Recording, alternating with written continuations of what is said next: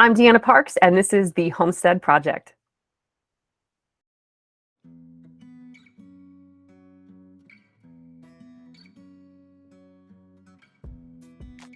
Welcome back, guys. This is video number 7. I'm going to cover the orphans.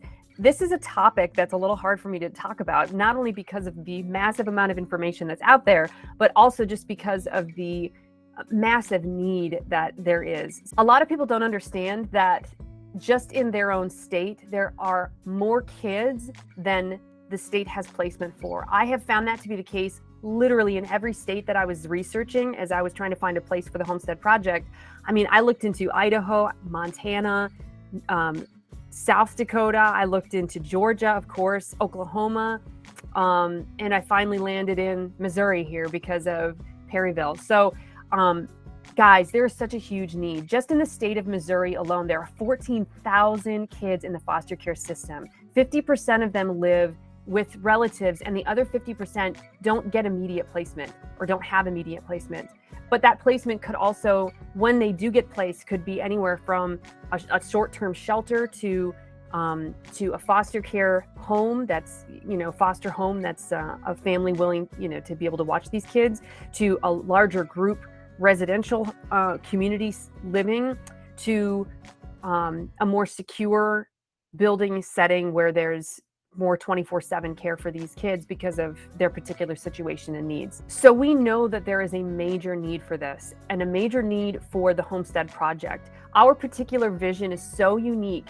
There is nothing like it in the state of Missouri. There is nothing like it in any state that I looked into. They might have like group homes and things like that, but as far as having a school that is directly focused on at-risk youth and on kids in the foster care system, as far as having a community that supports those youth that are going to that school, and then as far as having a forever home for these kids, like where they don't have to go anywhere after high school. This is an incredible, incredible vision. And this is why the state of Missouri has already gotten behind us so far, at least in discussion, to be able to support the Homestead Project. So I'm actively on a weekly, almost daily basis, having conversations with people and people from the county and state so that we can build this support at the state level and county level.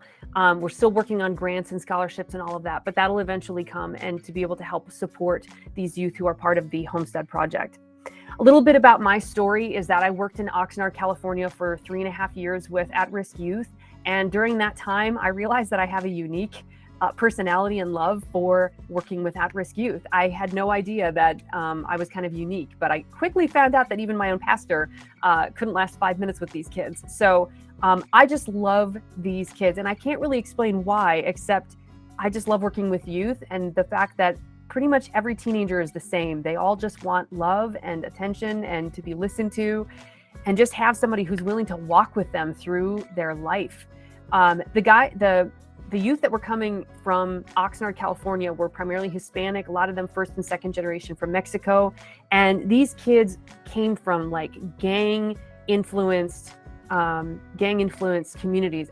Every kid that I had, up to 80 kids that I had, year by year, they were all influenced by the gangs, whether they were in them themselves or whether they were impacted from siblings who are part of it or parents or whatever.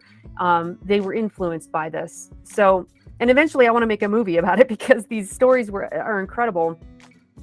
But the point is that kids that come from this kind of stressful environment, they don't realize that there is a bigger world out there. They don't realize that there's something outside of their immediate community and immediate troubles. So helping these at-risk youth is so important to me, to help them realize that they have gifts and talents that go beyond their immediate community, that they can give back to the world in a much better way, in a much bigger way. And they don't have to die before they're 18, because that's like the statistic, the kids that are in gangs or in gang-ridden communities, they just, the likelihood of them dying before 18 is really, really high. And certainly not going to school, their education is really, really bad. So in the state of Missouri, these kids are not that bad. Kids out in California, they were like on a totally different level of first impressions, if you will. One of the youth that I was working with in Oxnard, California, and I'm just going to give him a name, Johnny, I caught him trying to jump the fence outside my church, and started to just invite him to come and hang out anytime he wanted, and he started doing that. When he disappeared, I knew it was because he was back in juvie for doing something stupid. And, and I just loved on the kid. But his story is heartbreaking. And I want to share it because I think it's good for us to realize where some of these kids are coming from, His is like the worst. Okay, I'm just going to give you a preface. Like, his story is probably one of the tougher cases that I've ever heard in my life. So his mom was murdered on the street between two rivaling gangs in Oxnard. And if you know the Oxnard area, you kind of know that these are not like major big gangs. GS13 I think is a bigger one. That's not the kinds of gangs I'm talking about. These are like smaller community gangs, especially they come influenced from Mexico and all that. So but the point is, so his mom was murdered in the streets. His older brother was already in for 25 to life in a maximum security prison somewhere outside of California. He had a younger brother who's, I'm just going to call him Louie, who is a completely troubled kid and far worse off than Johnny. And by the time he was in 8th grade, he was already, so I've known these kids now for multiple years, right? So I met Louie, his younger brother, when he was in 6th grade. By the time he was in 8th grade, he was already in for, charged as an adult at the age of whatever that is, like 13, charged as an adult for murder.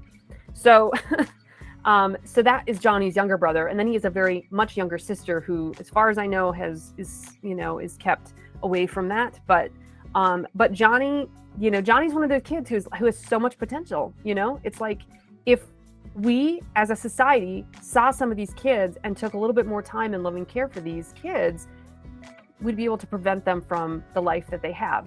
So these kids that are coming from the foster care system are anywhere from really amazing kids that are ready for high school right now to kids that are really mentally disturbed and need a lot more care and attention.